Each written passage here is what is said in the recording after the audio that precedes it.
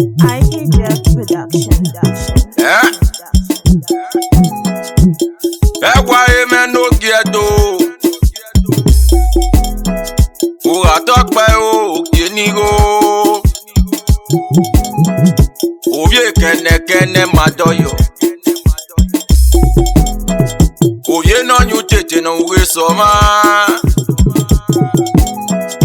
Ovi pe aboku no boduma. Oviere dia wa me nori oba nori do dia wa nedo. Ovia kenzo ame ni sonoro. Ovia weka me nori oba, no ma get over wi yo luku. Oga tope o genigo.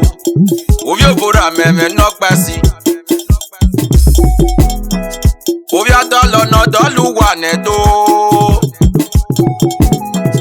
Ovia se me de me nori oba. Who I talk by Ogenigo. Ovio Bebo, no banedo. Ovio Banosa, not your bar. Opa Nosa. Ovia Kepudame, not your bar.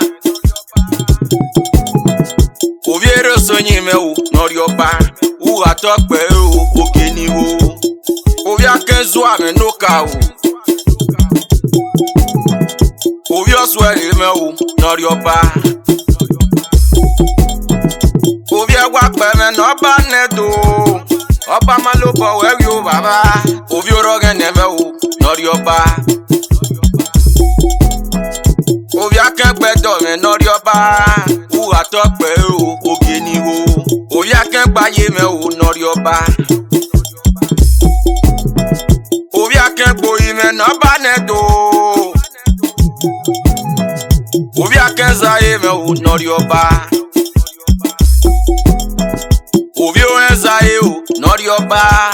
Opa malopo where you baba. Ovio ame not your bar. Ovio puta me no gyobo. Ovio rokwa not your bar. Ovia sike me no me. Ovio solo anibaro mi nori oba. Who I talk by Ogenigo. Ovio luame nori oba. Ovio zoti me nori oba. Ovio wa ogidiga. Oba malobo where you baba. Ovio wa fiokun me nori oba. Who I talk by Ogenigo. Ovio robiru me no banedo. Ovio gbe kameu nori oba. Ovio emeu nori oba. Ovio dagbe domeu nori oba. Who I talk by Ogenigo. Ovio doni me nori oba.